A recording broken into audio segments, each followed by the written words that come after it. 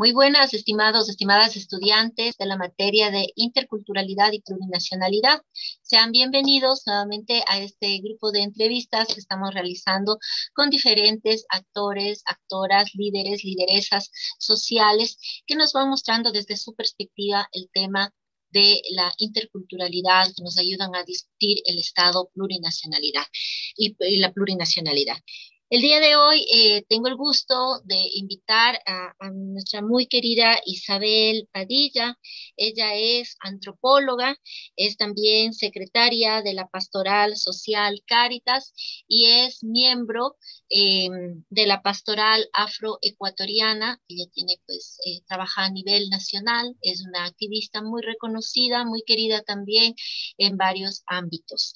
Así que le doy la más cordial bienvenida y te agradezco mucho, Isabelita, por estar el día de hoy con nosotros.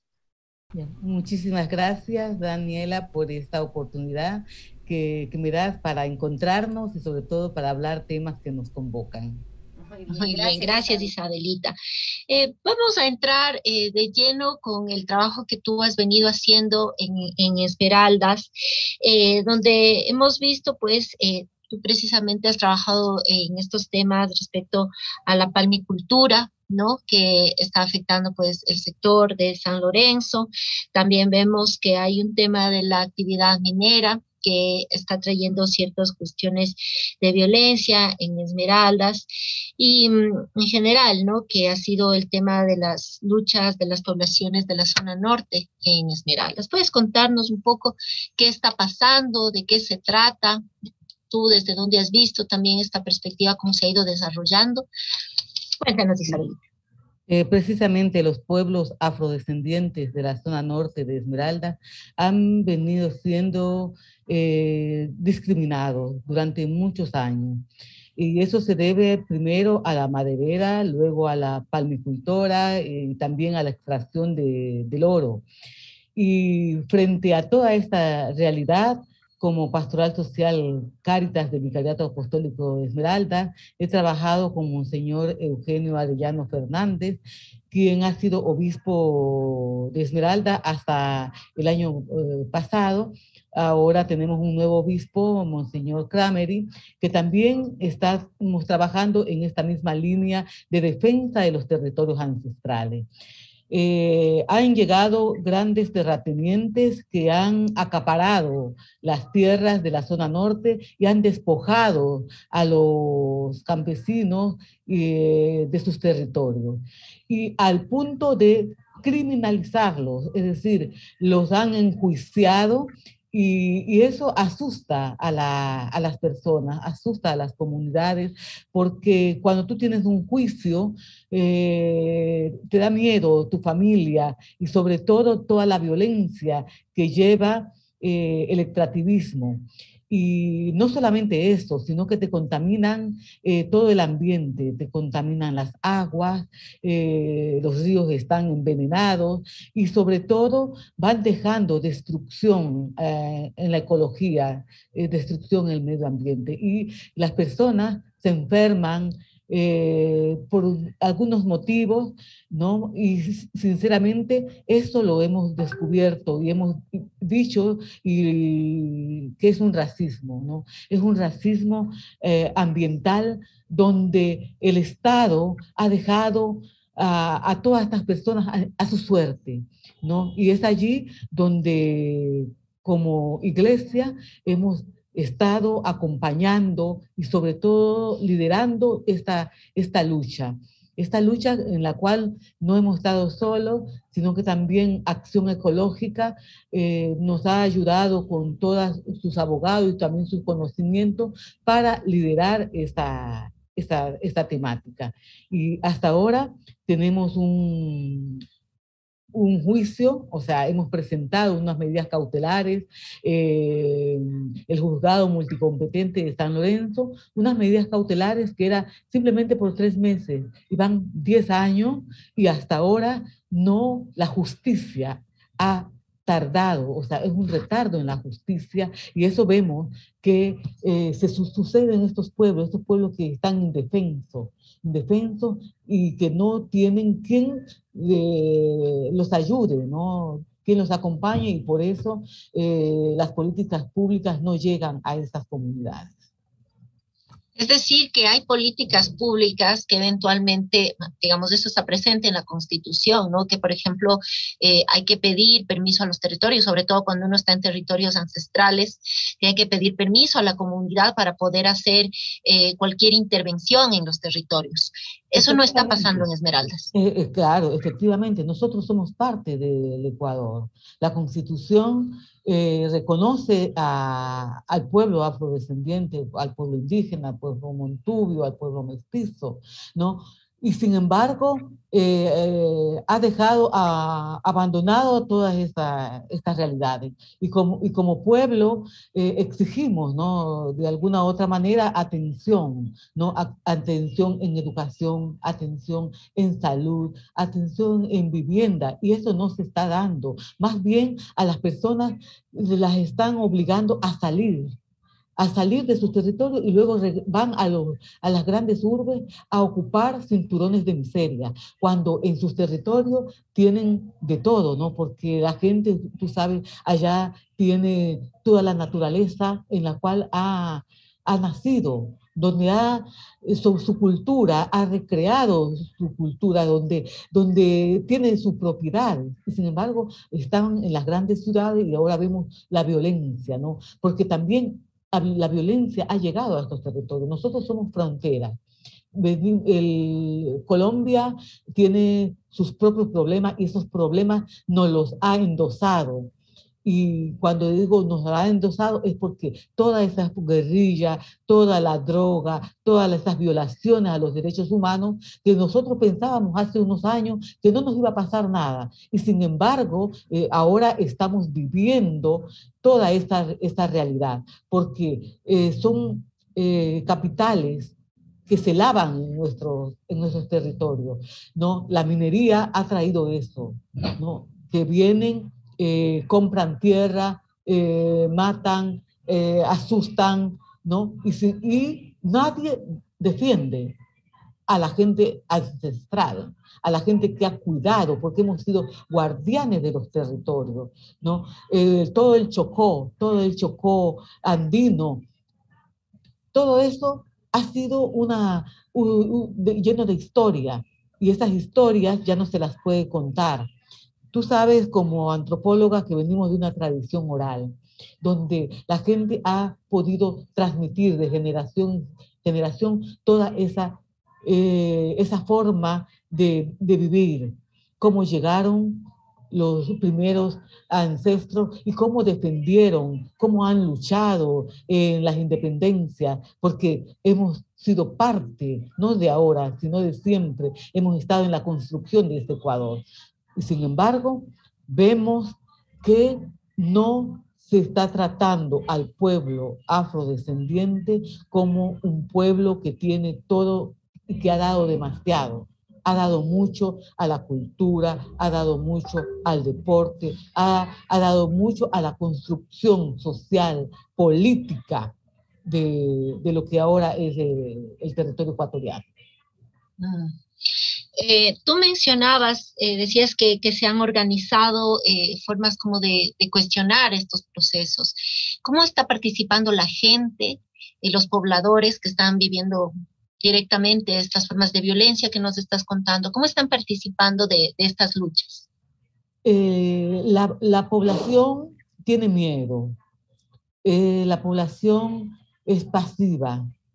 Hay un grupo que se ha conformado en la Red Coordinadora de Organizaciones Sociales del Norte de Esmeraldas. Con ellos estamos trabajando porque aquí hay una problemática, que muchas veces te compran la tierra, el uno la vende, o le vendes un pedazo y luego viene la palmicultora o el extractivismo y se te lleva todo el territorio. Y muchos son trabajadores de la palmicultora. Entonces hay una división, dividen a la comunidad porque tú tienes hijos que trabajan para las palmeras, hijos que trabajan para los que hacen el extractivismo. Entonces allí hay algo que unos están apoyando y defendiendo la casa común, porque esto es en defensa de todo.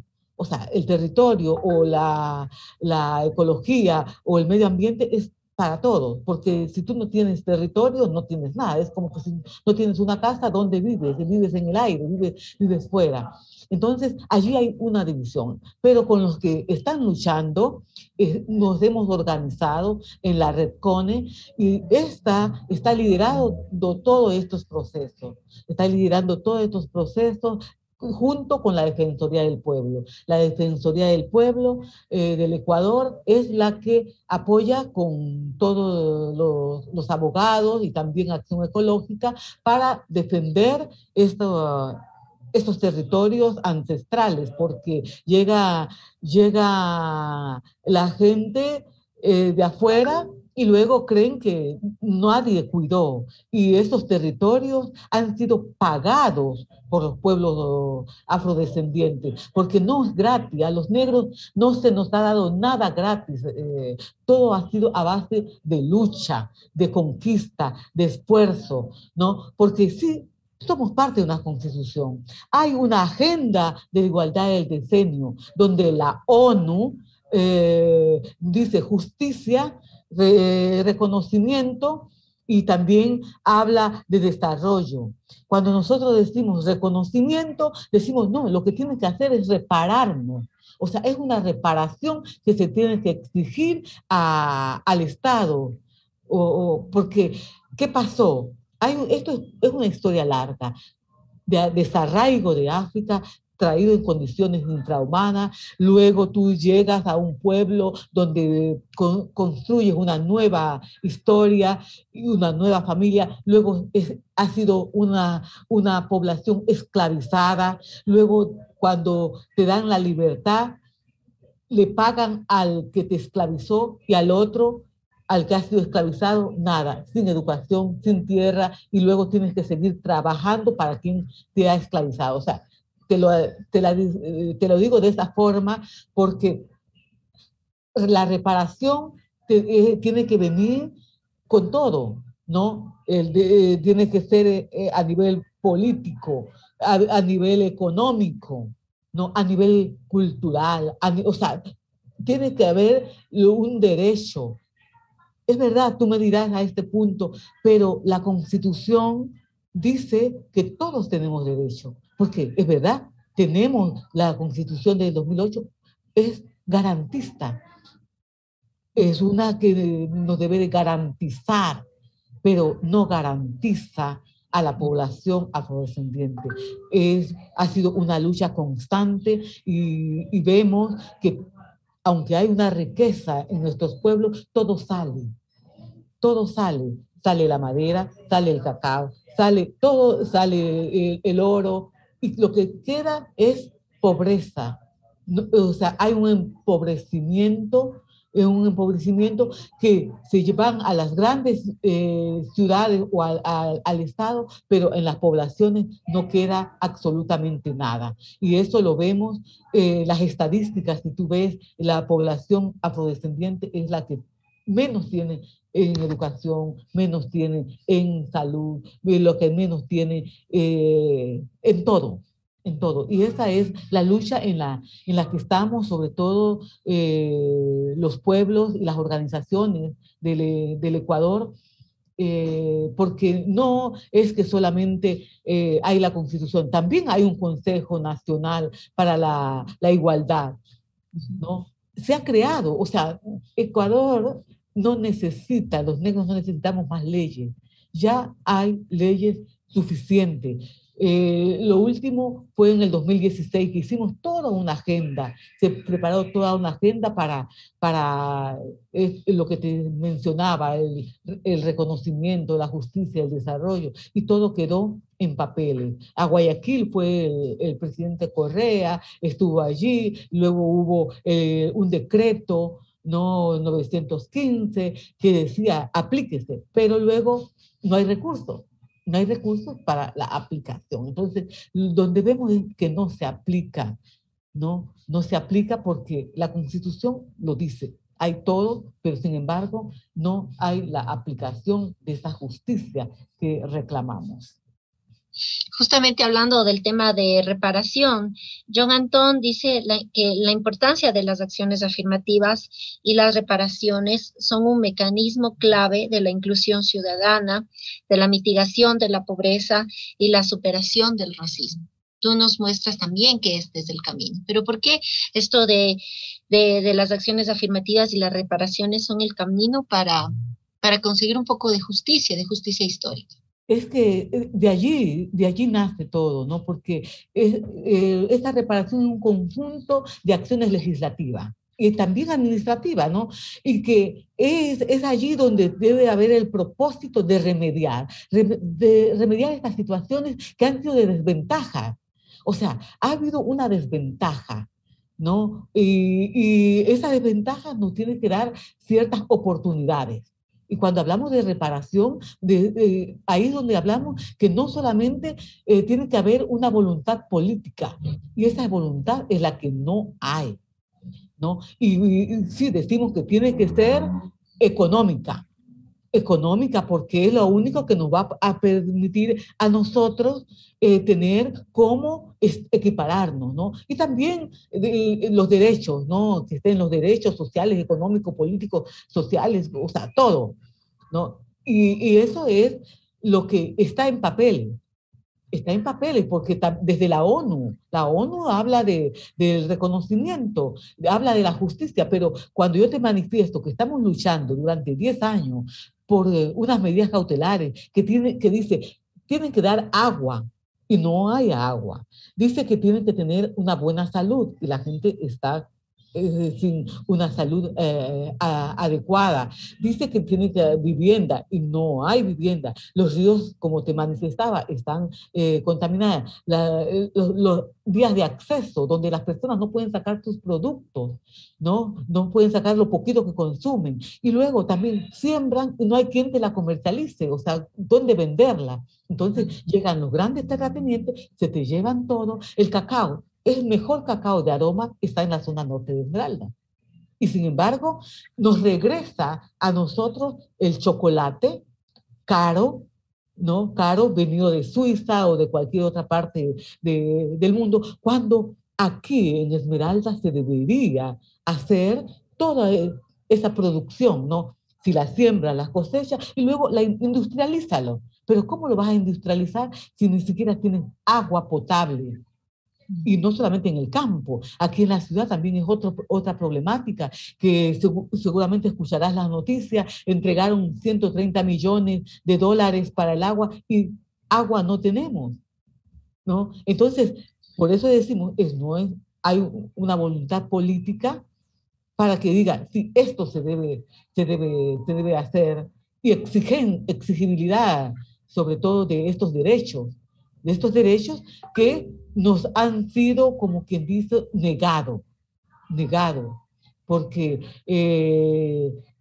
se puede decir, sí, pero no reclaman. O sea, la gente quiere sangre, o sea, sangre, muertos, para decir que ahí reclamamos, entre comillas, cuando es algo que se te debe dar, porque la Constitución lo dice, porque las leyes lo dicen, porque tú eres parte de un Estado, porque tú produces.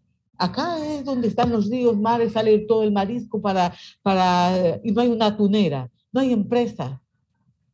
¿Cómo vemos eso? No hay trabajo, es un alto índice de desempleo, subempleo, y donde tienes que recibir a otros, porque te llegan colombianos, te llegan venezolanos, y la migración, y eso también afecta un poco, aunque somos un pueblo que acogemos a todos. Así, Esmeralda se ha ido construyendo de la llegada de muchos, y por eso es un paraíso, la gente llega y es feliz, lindo, porque a todos recibimos con los brazos abiertos, pero sin embargo, no hay políticas que verdaderamente apoyen al pueblo esmeraldeño y también a los que llegan de Colombia, de Venezuela y de otros países, porque también tenemos peruanos, etcétera, etcétera, ¿no?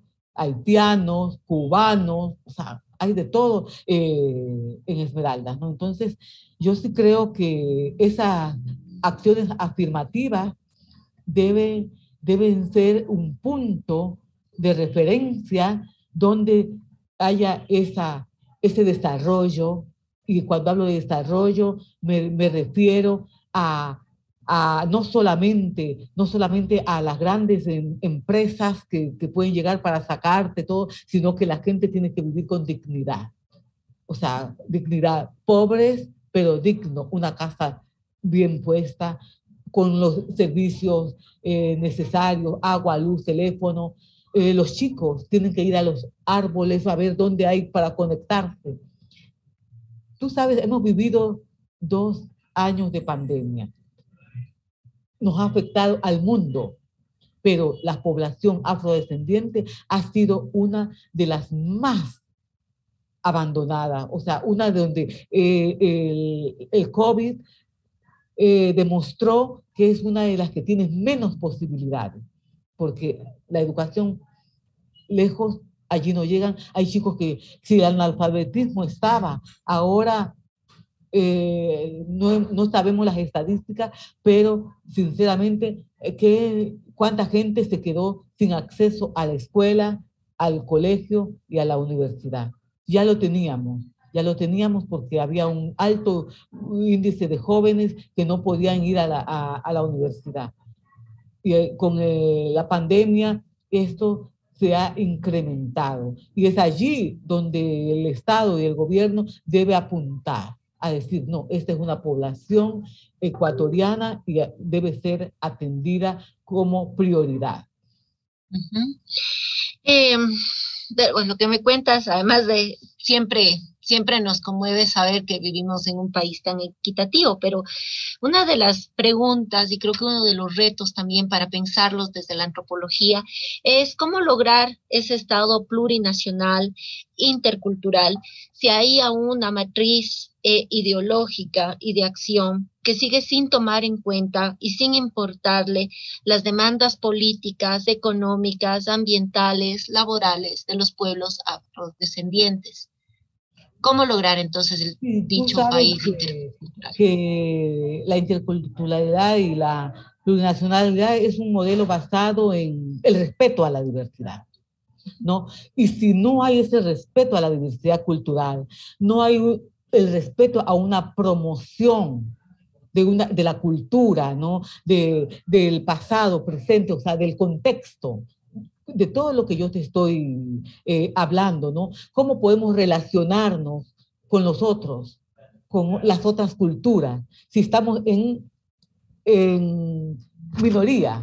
O sea, no estamos en igualdad. Entonces, cuando se respeta a las distintas culturas, ahí podemos hablar de interculturalidad, porque respetamos a los indígenas, respetamos a los mestizos, respetamos a los negros, al montubio. Entonces, allí podemos sentarnos a una mesa y decir, a ver, yo tengo esto para ofrecerte. Tú como mestiza me dices, esto podemos nosotros ofrecer. Otro como indígena dice, yo tengo esto para ofrecer, y así mismo los montubios. Pero cuando estamos en desventaja, porque esa es la desventaja en la que nos sentimos los afrodescendientes, desventaja laboral, desventaja decimos, cuidemos la casa común, el medio ambiente. Y yo te estaba contando inicialmente cómo el Estado mismo entrega, concesiona el territorio,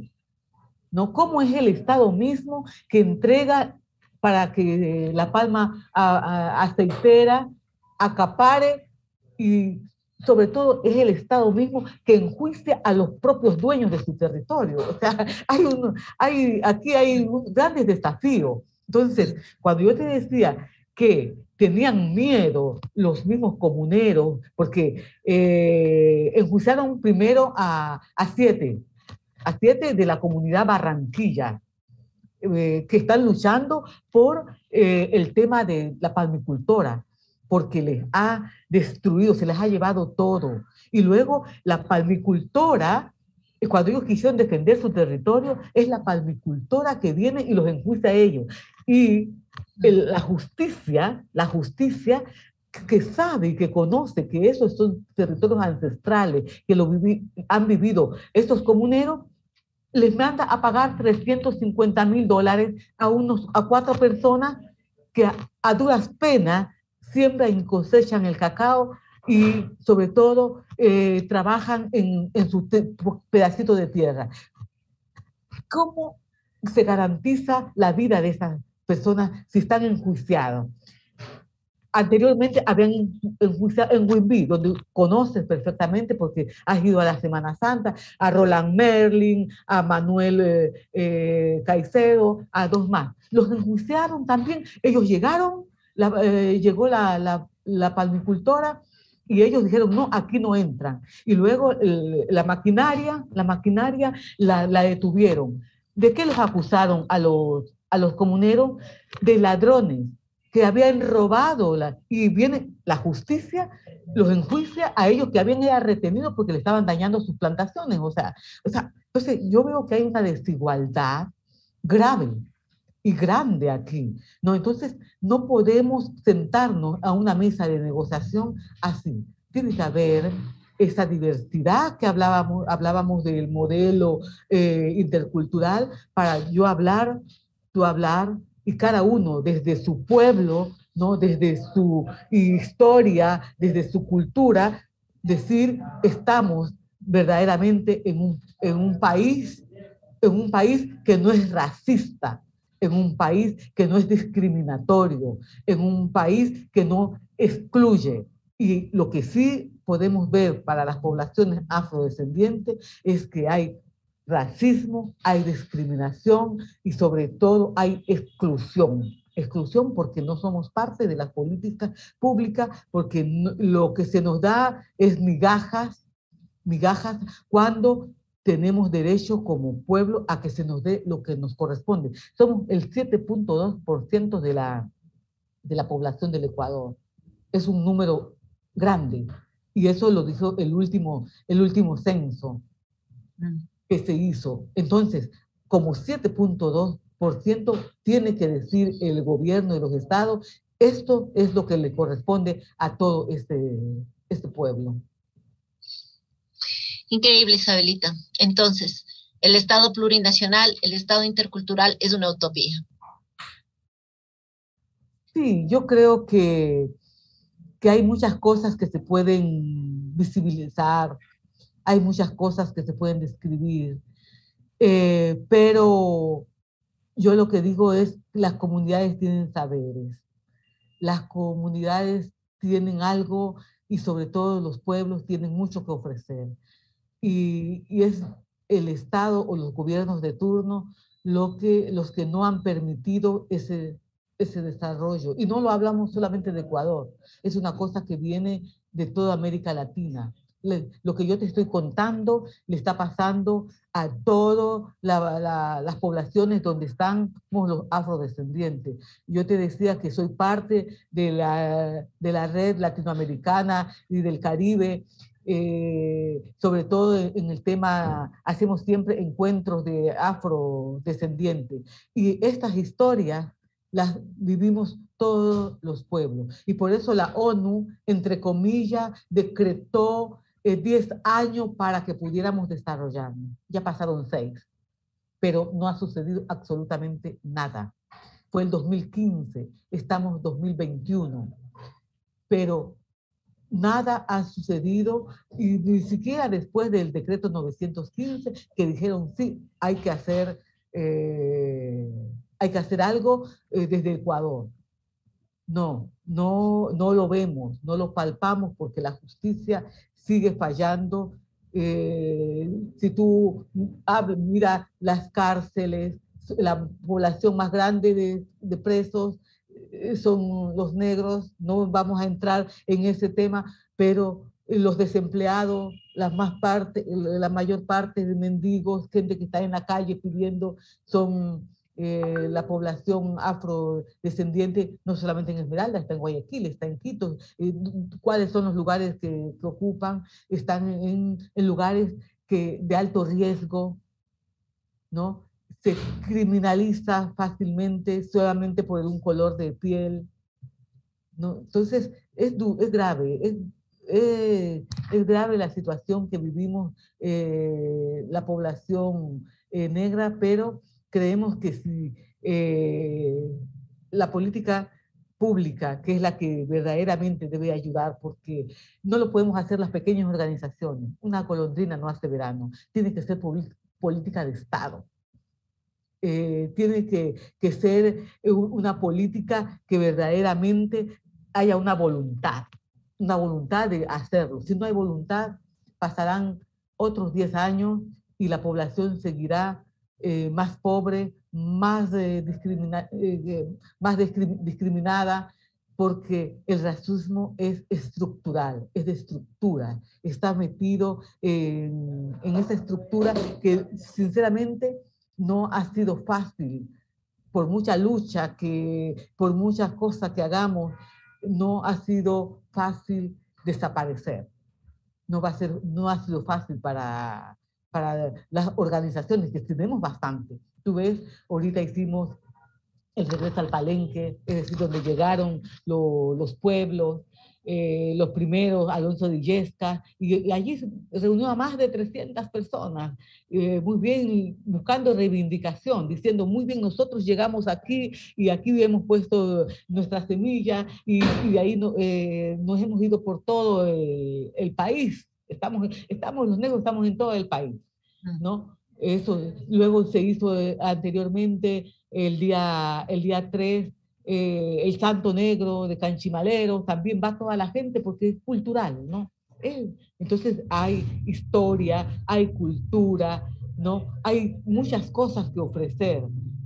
Un pueblo que tiene tradición, no, no somos un pueblo que no tiene nada que ofrecer. Ofrece toda su gastronomía, ofrece todo su turismo, los paisajes, pero si tenemos todo eso y se nos lo están quitando, el día de mañana quedamos sin nada.